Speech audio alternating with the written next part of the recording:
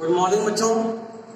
आज क्लास 12 के फिजिक्स में आज हम आपको वैद्युत विभव संबंधित कुछ न्यूमेरिकल यानी आंकिक प्रश्न कराएंगे, जिसके आधार पर आप अपने बुक से जो भी इम्पोर्टेंट क्वेश्चन होंगे, आंकिक सवाल होंगे, उनको हल कर लीजिएगा।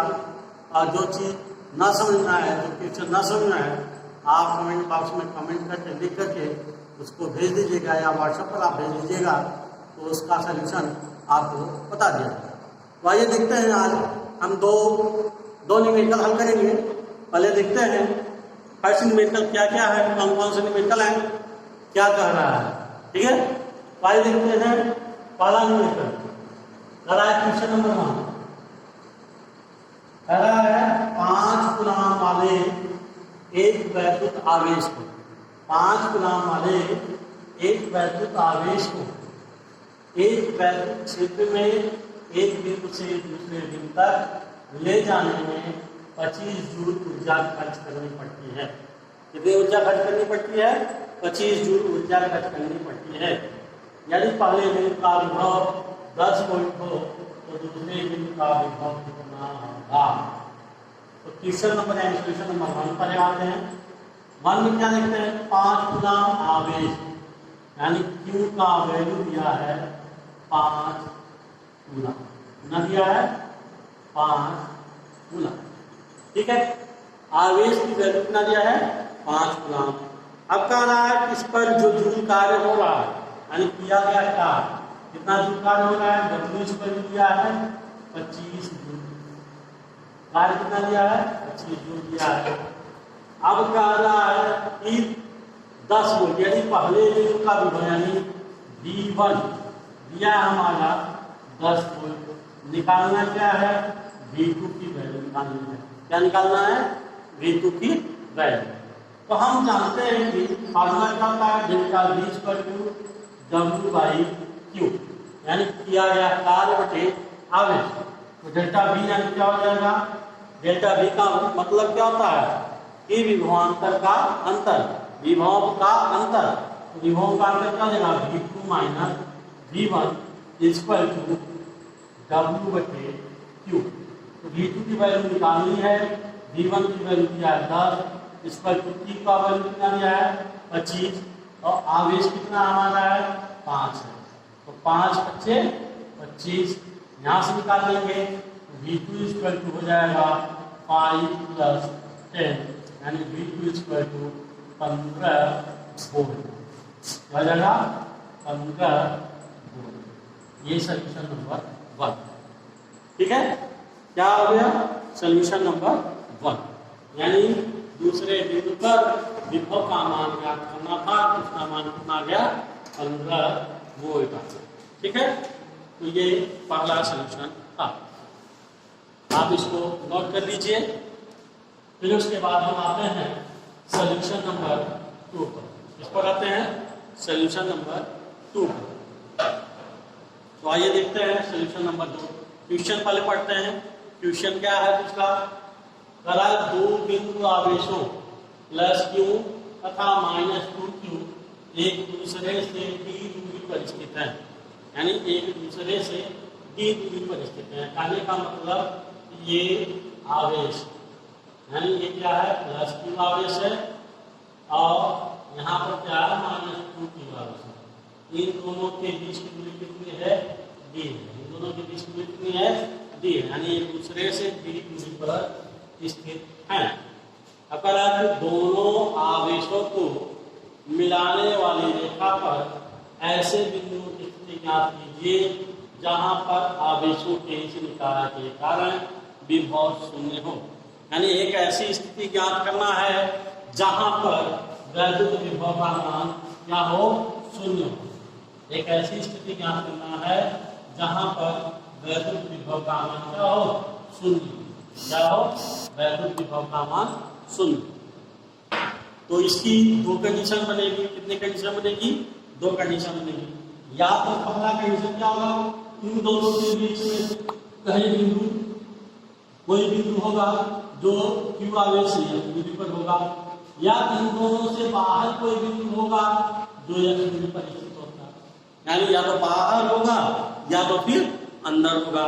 तो पहले हम कंडीशन निकालते हैं कि जब दोनों आवेशों के बीच, पहला कंडीशन क्या निकालते हैं कि जब दोनों आवेशों के बीच में, तो सॉल्यूशन नंबर 2 में केस फर्स्ट। पहला केस क्या है, जब बिंदु क्या हो, दोनों आवेशों के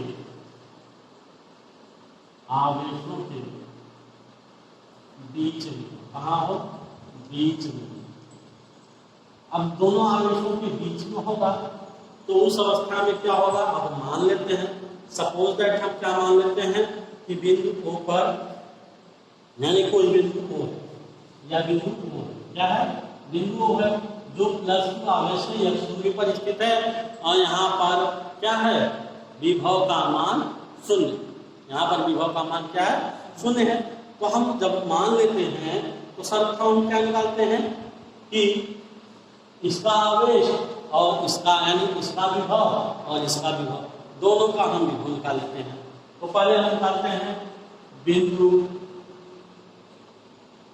O पर +q आवेश के कारण विभव, +q के आवेश का विभव क्या हो जाएगा, v1 = 1/4πε0 × q अपान क्या होगा, O से बिंदु की दूरी कितनी है, x, कितनी है, x, यहाँ हो जाएगा x। अब इसी तरह बिंदु O पर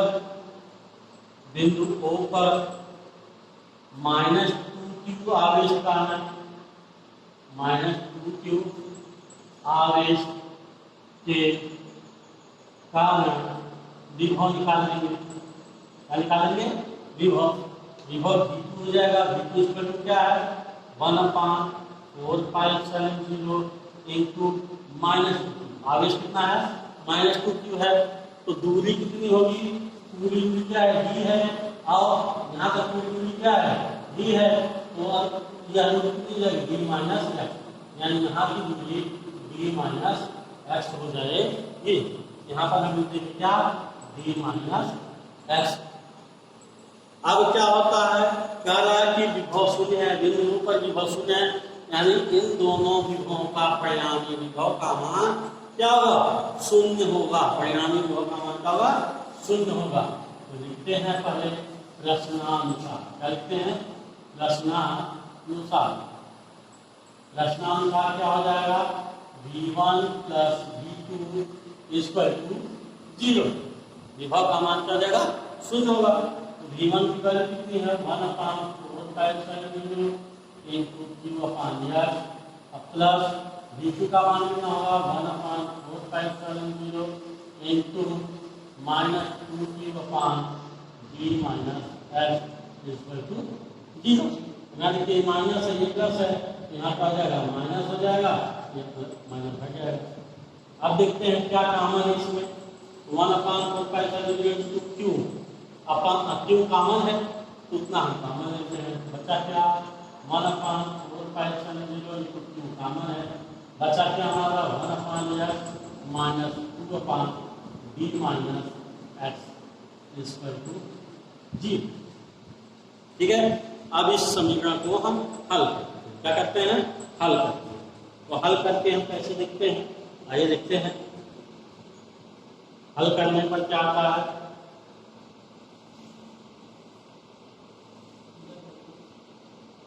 हल करने पर क्या था, पहला प्रश्न निकालते हैं। तो हल करने पर देखिए क्या आता है,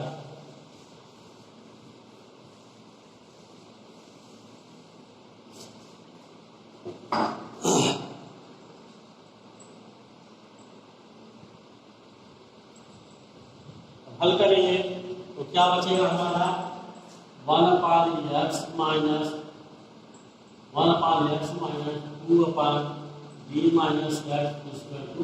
= 0। ये पूरा मान 0 हो जाएगा।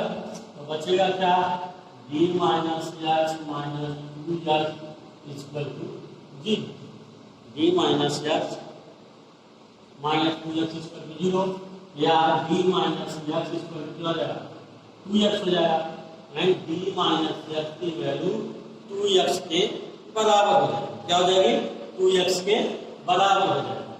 अब 2x के बराबर होगी तो x की वैल्यू हमें निकालना है, यहाँ पर d बराबर क्या हो जाएगा 2x माइनस एक्स है, देखा जाएगा प्लस एक्स हो जाएगा, तो d इक्वल टू 3x या x इक्वल टू d/3। यानी कहने का मतलब यदि इन दोनों आवेशों के बीच में कहीं हो तो विभव कहाँ शून्य होगा, d के तीसरे हिस्से पर विभव का मान शून्य होगा। यानी अर्थात क्या हो जाएगा, अर्थात d/3 पर विभव क्या होगा शून्य होगा, विभव का मान क्या होगा शून्य होगा। ये थी पहली कंडीशन। ये कौन सी कंडीशन थी, पहली कंडीशन थी। अब दूसरा कंडीशन हमारा क्या है कि दूसरे कंडीशन में क्या होगा, इन दोनों के बाहर कोई बिंदु x हो, इन दोनों के बाहर कोई बिंदु x हो तो उस पर विभव का मान कितना, विभव शून्य होगा। वह दूरी कौन सी होगी, यानी उसकी वैल्यू निकाल लेते हैं। वही लिखते हैं केस नंबर 2। क्या लिखते हैं, केस नंबर 2।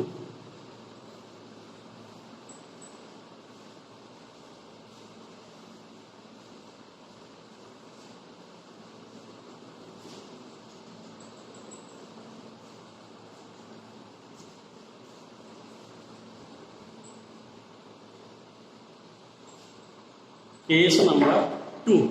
तो केस नंबर 2 में क्या हमने बताया, केस नंबर 2 ध्यान देखिए, हमने क्या बताया था, यहाँ पर क्या है +q आवेश है और यहाँ पर क्या है -2q आवेश है। इनके बीच की दूरी कितनी है, d है। अब क्या है -2q आवेश से x दूरी पर बिंदु स्थित है। क्या है, x दूरी पर बिंदु स्थित है और इस पर वैद्युत विभव का मान शून्य है। तो केस सेकंड में लिखते हैं कि क्या केस सेकंड क्या है कि जब दोनों आवेशों के बाहर, जब बिंदु क्या हो दोनों आवेशों के बाहर, जब बिंदु दोनों आवेशों के बाहर होगा तो इस अवस्था में अतः बिंदु O पर +q आवेश के कारण विभव क्या हो जाएगा, v1 = 1/4π q/। अब दूरी कितनी हो जाएगी, ये d थी और x और हो गया तो क्या हो जाएगा d + x। क्या हो जाएगा d + x, क्या हो जाएगा d + x।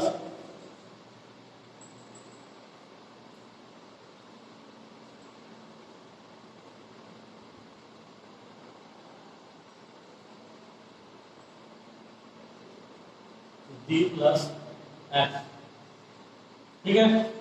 अब बिंदु O के कार्य है, बिंदु O पर -2q आवेश के कारण क्या हो जाएगा, आवेश के कारण विभव क्या हो जाएगा, 1/4π0 × -2q/x। क्या हो जाएगा x। ठीक है। अब क्या होता है, परिणामी विभव चूंकि v बराबर क्या होता है v1 + v2, तो मान लेते हैं वैल्यू रख देते हैं।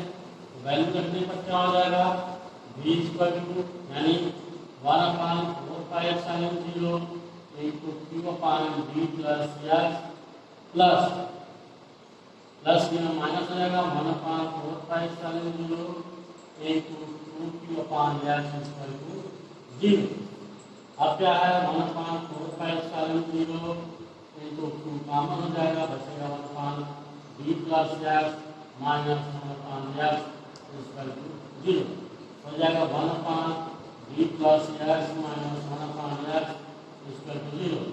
आप पक्षांतर कर देंगे लिखूंगा x minus b minus x equal to 0।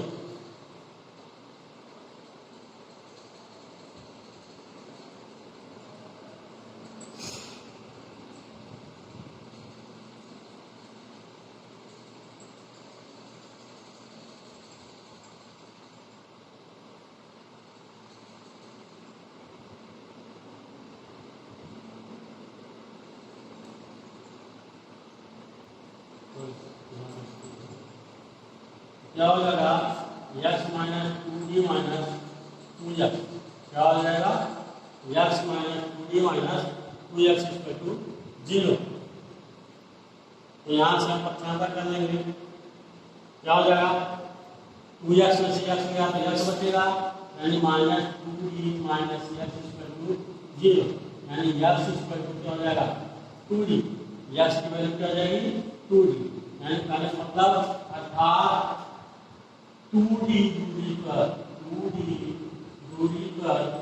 विभव क्या होगा शून्य होगा, विभव शून्य होगा। पहले कंडीशन में क्या आया d/3 और दूसरे कंडीशन में क्या आ गया 2d। पहले कंडीशन में क्या आया d/3 और दूसरे कंडीशन में क्या आया 2d, यानी पहले कंडीशन में क्या था कि आवेशों के बीच में, यानी बिंदु क्या था दोनों आवेशों के बीच में था, और दूसरे कंडीशन में क्या था बिंदु दोनों आवेशों के बाहर। ठीक है, तो आई होप आप इस चीज को समझ चुके होंगे।